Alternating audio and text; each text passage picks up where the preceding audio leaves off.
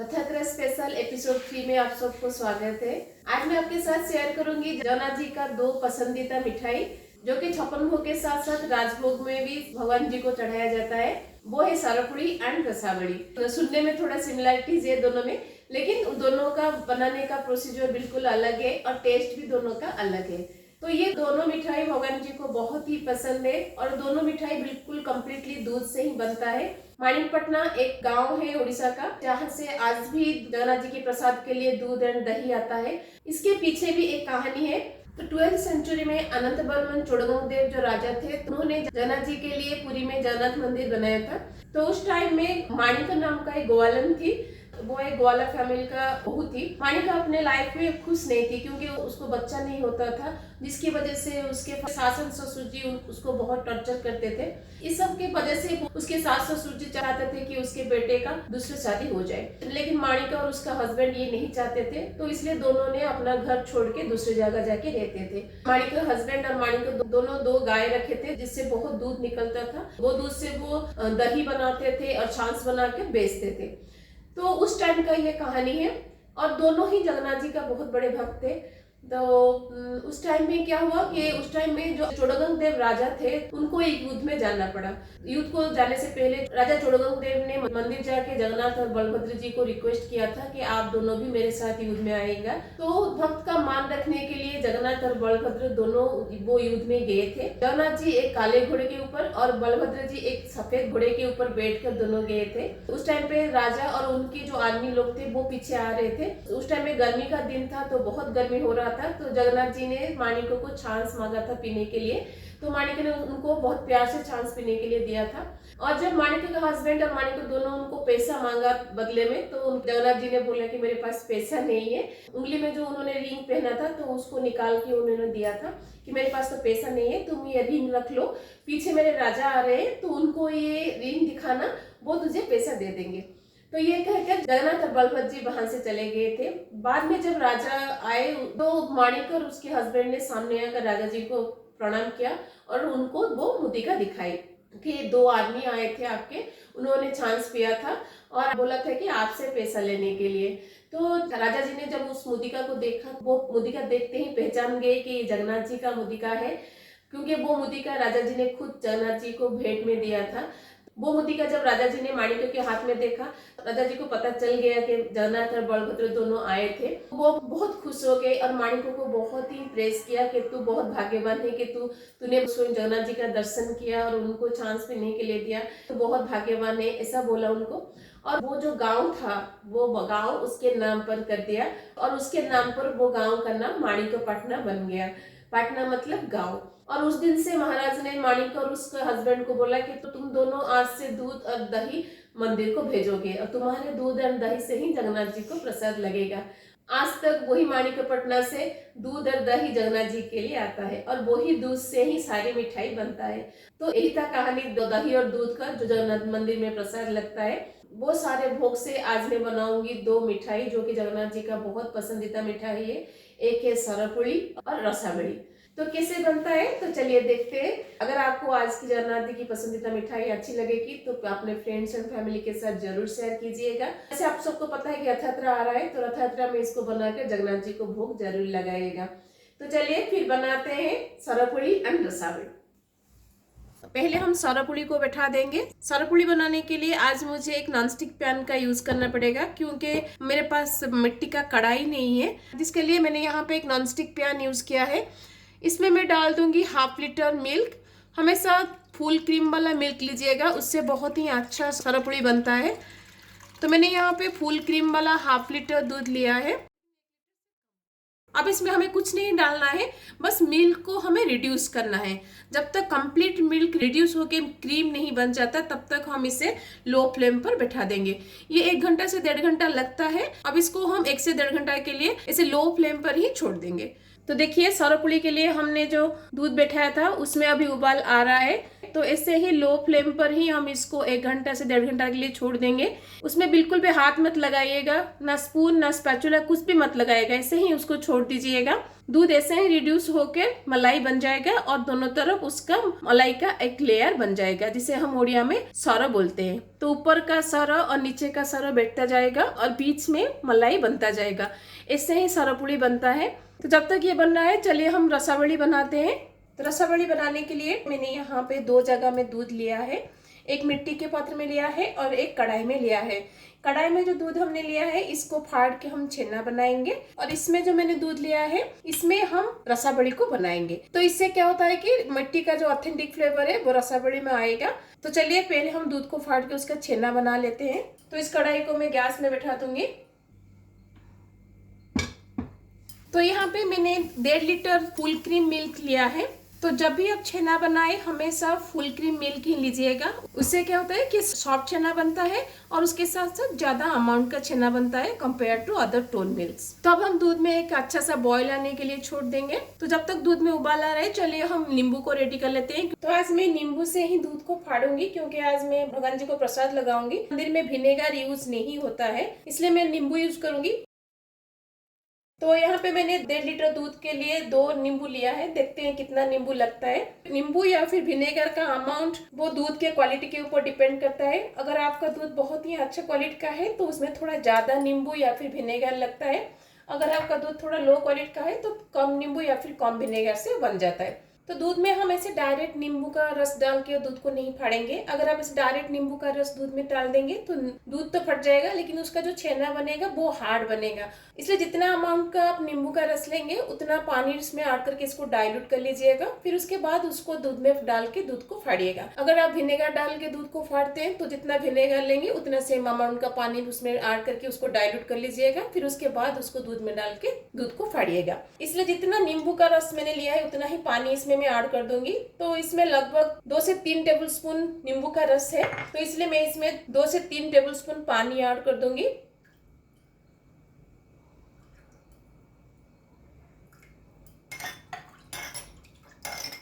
तो अब हमारा नींबू का पानी रेडी है। चलिए हम दूध को फाड़ते हैं। तो दूध जब गर्म होना शुरू हो जाएगा तो ऐसे ही स्पैचुला से या फिर कच्चे से इसको चलाते रहिएगा, ताकि दूध के ऊपर मलाई ना बैठे। अगर दूध के ऊपर मलाई बैठ जाएगा तो अच्छा छेना नहीं निकलेगा। तो दूध में अभी उबाल आना शुरू हो गया है। इतना स्टेज तक ही दूध को गर्म करिएगा, उससे ज्यादा दूध को गर्म मत करिएगा। अभी गैस को बंद कर दीजिएगा और इमीडिएटली इसमें विनेगर या फिर नींबू का रस मत डालिएगा। इसको 2 से 3 मिनट छोड़ दीजिएगा। उससे क्या होगा कि दूध में जो गर्म भाप है वो निकल जाएगा और उसके बाद आप जब इसमें विनेगर या फिर नींबू का रस डाल के छेना बनाएंगे तो छेना सॉफ्ट बनेगा। अगर आप इमीडिएटली इसमें विनेगर या फिर नींबू का रस डाल देंगे तो इमीडिएट शॉक की वजह से छेना तो हो जाएगा, लेकिन छेना बहुत हार्ड बनेगा। तो दूध को रेस्ट देते हुए 2 से 3 मिनट हो गया है। अब इसमें हम नींबू का रस डालेंगे। जब आप नींबू का रस डालेंगे तो इसे थोड़ा थोड़ा नींबू का रस डालेंगे और इसको मिक्स करेंगे। फिर और थोड़ा सा नींबू का रस डालेंगे, फिर इसको मिक्स करेंगे। ऐसे ही ग्रेजुअली नींबू का रस को दूध में मिक्स करिएगा। इसलिए जो भी स्टेप्स मैं आपको बता रही हूँ, वो सारे स्टेप्स आप अगर फॉलो करेंगे तभी जाके एक सॉफ्ट एंड क्रीमी छेना बना सकते हैं। इसलिए ये छोटे छोटे सारे स्टेप को फॉलो करिएगा, उससे ही परफेक्ट छेना बनेगा और आपका मिठाई भी परफेक्ट बनेगा। और नींबू का रस या फिर विनेगर डालने के बाद इसे स्पून से चलाते रहिएगा दूध को। अगर इमीडिएटली छेना नहीं बना तो पैनिक होके उसमें ज़्यादा विनेगर या फिर ज़्यादा नींबू मत डाल दीजिएगा। तो देखिए, जब मैंने नींबू का रस डालना बंद किया था तभी छेना नहीं बना था, लेकिन मैंने इसको थोड़ा टाइम ऐसे मिक्स करने के बाद इससे छेना ऑटोमेटिक बन गया। मुझे और ज़्यादा नींबू रस की ज़रूरत नहीं पड़ी। अगर मैं पैनिक होकर इसमें और थोड़ा नींबू का रस डाल देती तो छेना बहुत ही खट्टा हो जाता। इसलिए पैनिक मत होइएगा। तो ऐसे ही स्पून चलाते रहिएगा, वो दूध अपने आप फट जाएगा। अगर ज़्यादा टाइम ऐसे स्पून चलाने के बाद भी नहीं फटता है, फिर उसमें थोड़ा सा और नींबू पानी में डाइल्यूट करके उसको ऐड करिएगा। लेकिन जितना नींबू का पानी मैंने लिया था उसमें ये छेना हो गया। छेना बन जाने के बाद इमीडिएटली छेना को पानी से निकाल दीजिएगा। अगर आप ज़्यादा टाइम छेना को इसे पानी के अंदर छोड़ देंगे तो छेना हार्ड हो जाएगा। इसलिए छेना बनते ही इमीडिएटली इसको स्ट्रेन आउट कर लीजिएगा। इसलिए जब दूध गर्म होता होगा ना, तभी ये वाला सेट आप करके रख दीजिएगा और इमीडिएटली इसका टेम्परेचर को हम ड्रॉप करेंगे। नहीं तो छेना अगर ज़्यादा टाइम गर्म कंडीशन में रहेगा तो हार्ड हो जाएगा, इसलिए इमीडिएटली इसको हम ठंडा करेंगे, जिसके लिए मैं इसके ऊपर पानी डाल रही हूँ। आप लेकर इसको टैप के नीचे भी दिखा सकते हैं। तो छेना को मैंने अच्छे से धो लिया है और छेना में जो भी एक्सेस वाटर है हम इसको निचोड़ के ऐसे निकालेंगे। अब मैं एक छोटा सा बॉल लूंगी, उसके ऊपर छन्नी को रख देंगे और उसके ऊपर इस छेना को रख देंगे और उसके ऊपर कोई भी वजनदार चीज रख दीजिएगा। इससे क्या होगा कि जो भी एक्सेस वाटर है ना वो छेना से निकल जाएगा। आप चाहे तो इसको आप टांग भी सकते हैं। तो 10 से 12 मिनट के लिए मैं इसको छोड़ दूंगी ताकि इसमें जो एक्सेस वाटर है वो निकल जाए। छेना बनाने के बाद जो ये पानी बचता है, इस पानी को मत फेंकिएगा। इससे आप दाल बना सकते हैं, सब्जी में भी इसको डाल सकते हैं, नहीं तो आप इसको आटा में डाल के आटा भून सकते हैं। ये बहुत ही न्यूट्रियस होता है क्योंकि इसमें दूध का सारा न्यूट्रिएंट इसमें है, इसलिए इसको मत फेंकिएगा। तो जब तक छेना से पानी निकल रहा है, चलिए हम ये वाला दूध को बैठा देते हैं क्योंकि हमें इसको थोड़ा सा रिड्यूस करना है।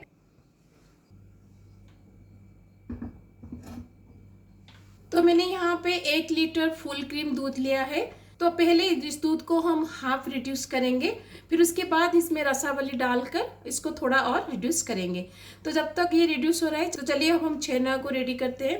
तो रसावली बनाने के लिए मैंने यहाँ पे चीनी लिया है, लेकिन मंदिर में चीनी यूज नहीं होता है और इस मिठाई में गुड़ भी यूज नहीं होता है, इसमें खंड यूज होता है। लेकिन मुझे खंड कहीं भी नहीं मिला क्योंकि वो मंदिर में ही बनाया जाता है और मंदिर में ही भगवान जी के लिए यूज होता है। लेकिन बाहर कहीं पे खंड मिलना इतना आसान नहीं है, तो मुझे खंड कहीं पे भी नहीं मिला। अगर आपको खंड मिलता है तो आप खंड डालकर ही इस मिठाई को बनाइएगा क्योंकि जगन्नाथ मंदिर में खंड डाला जाता है। तो इसलिए मैं चीनी का एक पाउडर बना लूंगी।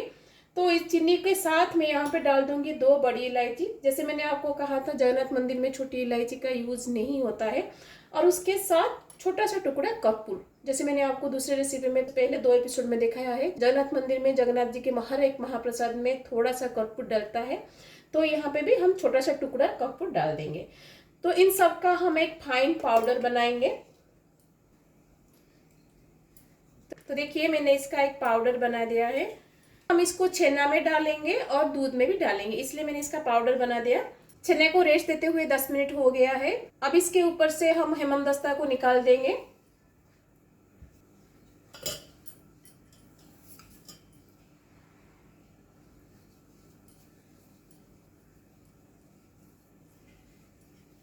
इससे ज्यादा टाइम के लिए छेना को ड्राई मत करिएगा। अगर छेना से पूरा मॉइस्चर निकल जाएगा तो छेना का बड़ा बनाकर फ्राई करते टाइम वो फट जाएगा। तो आप देख सकते हैं छेना अभी भी इसमें मॉइस्चर है और कितना सॉफ्ट बना है। अब छेना को हम नीड करेंगे। तो मैंने आपको बहुत बार दिखाया है छेना को कैसे नीड करते हैं। ऐसे ही सारे छेना को एक साइड में रखिएगा और पाम का जो ये दोनों पार्ट है ना, इसमें ही इसको नीड करना है।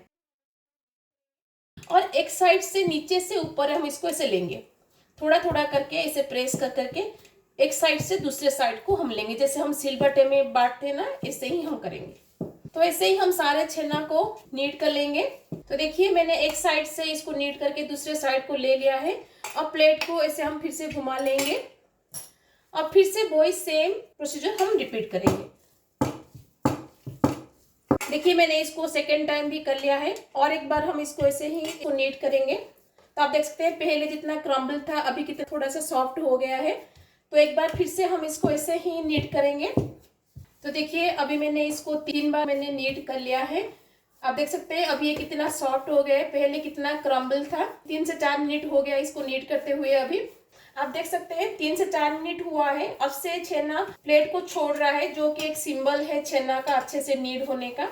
तो अब इसमें हम कुछ और इंग्रेडिएंट ऐड करेंगे। अब इसमें मैं ऐड करूंगी 1.5 table spoon of maida. 1 litre दूध के लिए 1 टेबल स्पून मैदा, ये इसका प्रॉपर मेजरमेंट है। आप जितना दूध लेंगे उसके हिसाब से मैदा ऐड करिएगा।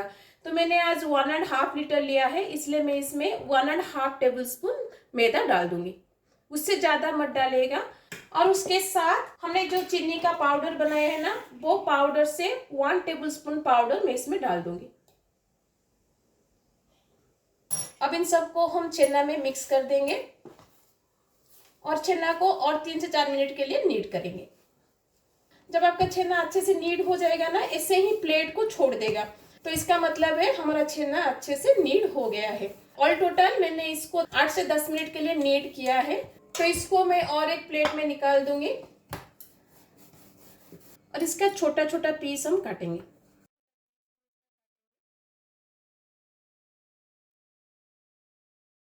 तो देखिए मैंने इसका छोटा छोटा पीस ऐसे बना लिया है। अब इसका हम बड़ा बनाएंगे। तो बड़ा बनाने के लिए ऐसे ही एक पीस को हाथ में लेकर इसको गोल गोल करिएगा। अगर ये ऐसे क्रैक फ्री बन जाता है तो इसका मतलब है आपका छेना अच्छे से नीड हुआ है। अगर इस स्टेज पर इसमें क्रैक आता है तो पैनिक मत होइएगा, इसको और 2-3 मिनट के लिए नीड कर लीजिएगा, तो ये परफेक्ट बन जाएगा। लेकिन आप देख सकते हैं इसमें क्रैक नहीं आ रहा है, इसका मतलब है हमारा छेना अच्छे से नीड हुआ है। अब इसका हम बड़ा बना लेंगे। तो सारे पीसेस को मैं एक दूसरे प्लेट में निकाल दूंगी और इसके ऊपर हम थोड़ा सा घी ग्रीस करेंगे, क्योंकि बड़ा बना के जब हम इसके ऊपर रखेंगे तो ये नीचे से ना चिपके। छेना है ना तो शायद नीचे से चिपक सकता है, इसलिए थोड़ा सा घी हम नीचे ग्रीस कर लेंगे। उंगली में भी थोड़ा सा घी ग्रीस कर लीजिएगा। फिर इस बॉल को हाथ में थोड़ा सा ऐसे प्रेस करिएगा जैसे हम बड़ा बनाते हैं ना। और उंगली में हमने घी इसलिए लगाया था ताकि जब हम इसके अंदर ऐसे होल करेंगे ना तो हाथ में छेना ना चिपके और होल अच्छे से बन सके। तो देखिए कैसे अच्छे से होल बना है, बिल्कुल किसी भी साइड से इसमें क्रैक नहीं आया है। ऐसे ही हम सारे बड़े को बना लेंगे। जितना मैंने छेना बनाया था उसमें से ये 14 बड़ा बना है। चलिए अब इसको हम फ्राई कर लेते हैं। तो आप देख सकते हैं सरापुड़ी के लिए हमने जो दूध बैठाया था वो अभी रिड्यूस पूरा हो गया है।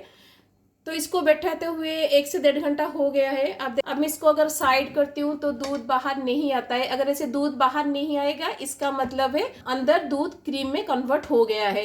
तो इस स्टेज पर हम गैस को बंद कर देंगे और इसको कम्प्लीटली ठंडा होने के लिए छोड़ देंगे। गर्म कंडीशन में इसको मत निकालिएगा, इसको कम्प्लीटली ठंडा होने के लिए छोड़ दीजिएगा।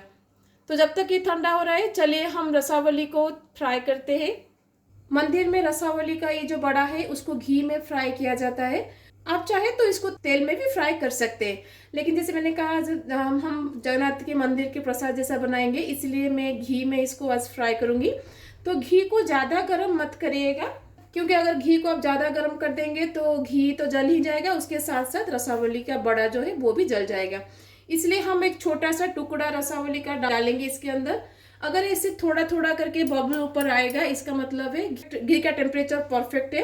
अब इसके अंदर हम सारे छेना के बड़े को डाल देंगे। आपके पैन में जितना बड़ा कंफर्टेबली बनेगा उतना ही डालिएगा, इसको ओवर क्राउड मत करिएगा। छेने का बड़ा को डालते ही इमीडिएटली इसमें स्पून मत लगाइएगा, इसको छोड़ दीजिएगा जब तक ये थोड़ा सा स्ट्रक्चर ना पकड़ ले, फिर उसके बाद हम इसको पलटेंगे। और इस साइड में रसावली के लिए हमने जो दूध बैठाया था रिड्यूस करने के लिए वो अभी हाफ रिड्यूस हो गया है। इसको बीच बीच में ऐसे ही करछी चलाते रहिएगा, नहीं तो नीचे से और साइड से दूध लग जाएगा। तो आप देख सकते हैं बड़ा अभी तेल के ऊपर आ रहा है। तो जब तक ऐसे तेल के ऊपर नहीं आता तब तक इसमें करछी मत लगाइएगा। जब ऐसे ऊपर आ जाएगा फिर उसके बाद इसको पलटिएगा। अगर उससे पहले आप इसको पलट देंगे तो ये टूट सकता है, क्योंकि बहुत ही सॉफ्ट होता है इसलिए टूट जाएगा। इसको हाई फ्लेम पर बिल्कुल भी फ्राई मत करिएगा, लो टू मीडियम फ्लेम पर ही इसको फ्राई करिएगा। तो बड़ा अभी हमारा हो गया है, आप देख सकते हैं इसका कलर कितना अच्छे से चेंज हो गया है। अब इसको मैं निकाल के दूध में डाल दूंगी।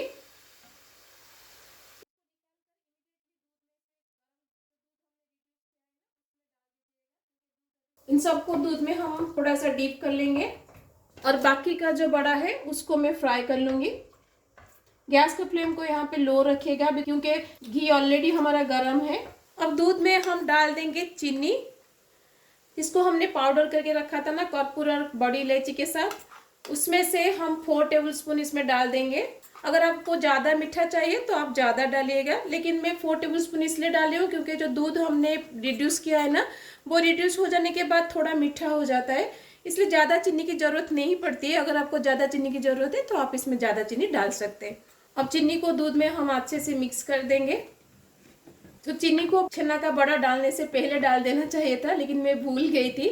तो छेना का बड़ा इसमें डालने से पहले डाल सकते हैं, नहीं तो बाद में डालने से भी कोई दिक्कत नहीं, क्योंकि अभी इसको हम और भी पकाएंगे।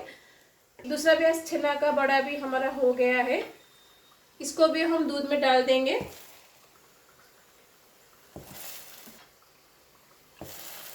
सेकेंड बैच जो बड़ा हमने डाला उसको भी हम दूध के अंदर डीप कर लेंगे। जितना ज़्यादा टाइम ये दूध में डीप होके रहेगा उतना दूध को वो ऑब्जर्व करेगा और अंदर से उतना ही सॉफ्ट एंड जूसी बनेगा। अब इन सारे बड़े को हम दूध के साथ 15 से 20 मिनट के लिए बॉईल करेंगे ताकि दूध हमारा और भी रिड्यूस हो जाए। तो जब तक ये बॉईल हो रहा है चलिए हम सौरापुली को पैन से निकालते हैं। देखिए सौरापुली कितना अच्छे से ये बना है। अब क्या करेंगे कि सौरापुली को हम पैन से निकालेंगे। हाथ से एक बार ट्राई कीजिएगा, अगर ये हाथ से निकल रहा है तो निकाल दीजिएगा, अगर हाथ से नहीं निकल रहा है, नीचे चिपक रहा है, तो ऐसे एक स्पैचुला की मदद से भी आप इसको निकाल सकते हैं। तो देखिए ये कितने अच्छे से बना है। इसको मैं प्लेट में निकाल दूंगी अभी।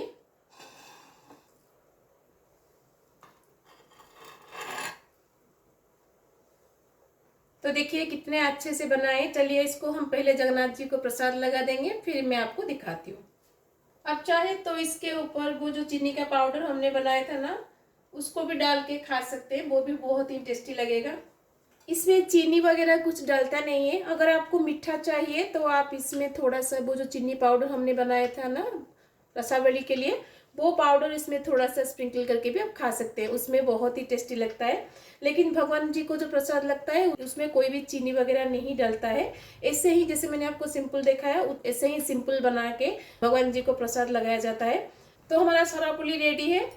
तो चलिए हम रसावली को भी गैस से निकाल देते हैं। आप देख सकते हैं दूध अभी और भी ज़्यादा रिड्यूस हो गया है। हम इतना स्टेज तक दूध को रिड्यूस करेंगे। एक रसावली निकाल के मैं आपको दिखाती हूँ। देखिए अभी तो ये गर्म है, मैं इसे दबा के दिखा रही हूँ। देखिए कितना सॉफ्ट ये बन गया है, इसके अंदर भी दूध अभी ऑब्जर्व हो गया है। तो देख सकते हैं अभी हमारा दूध बहुत ज़्यादा रिड्यूस हो गया है। इतना स्टेज तक हम दूध को रिड्यूस करेंगे क्योंकि ठंडा होने के बाद ये और भी रिड्यूस हो जाएगा। तो इस स्टेज पर मैं गैस को बंद कर दूंगी। अब इसको हम गैस के ऊपर से निकाल देंगे। जगन्नाथ जी का 56 भोग से जो 2 स्वीट रेसिपी मैंने आपको बताया था, आज मैंने वो बना लिया है। तो जितना मेरे हाथ में हो सका मैंने कोशिश किया है इसको बनाने के लिए। अगर कहाँ पे भूल या छूट हो गया है तो मुझे प्लीज कमेंट में जरूर बताइएगा, क्योंकि मैं भी ये पहली बार बना रही हूँ, पहले मैंने बनाया नहीं था कभी। रसावली को मैं पहले जगन्नाथ जी के पास भोग लगाऊंगी, फिर उसके बाद मैं आपको दिखाती हूँ। रसावली अभी भी हमारा गर्म है। मैं एक निकाल के आपको दिखाती हूँ ये अंदर से कितना जूसी एंड सॉफ्ट बना है। तो देखिए मैं अंदर से इसको काट के निकल, कितना आसानी से ये कट जाता है, आप देख सकते हैं इमीडिएटली ये कट जाता है, इतना सॉफ्ट ये बना है। और अंदर से कितना जूसी बना है आप देख सकते हैं, अंदर से मिल्क निकल रहा है। तो ये बहुत ही टेस्टी लगता है। तो घर में एक बार ज़रूर ट्राई कीजिएगा। कैसा लगा मुझे कमेंट में ज़रूर बताइएगा।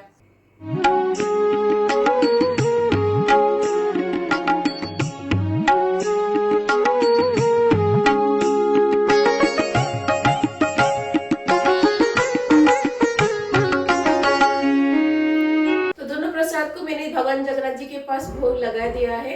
ये दोनों मिठाई जगन्नाथ जी को बहुत पसंद है, इसलिए ये दोनों मिठाई को 56 भोग के साथ साथ राजभोग में भी बनाया जाता है। इस रथ यात्रा में ये दोनों मिठाई को बनाकर भगवान जगन्नाथ जी को जरूर प्रसाद लगाइएगा।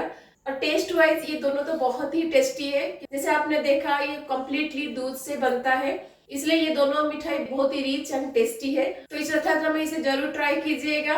कैसा लगा मुझे कमेंट में जरूर बताइएगा। अगर अच्छी लगी तो अपने फ्रेंड्स एंड फैमिली के साथ इसको जरूर शेयर कीजिएगा। तो मिलते हैं और एक रेसिपी के साथ। Till then bye bye, see you, have a good day, जय जगन्नाथ।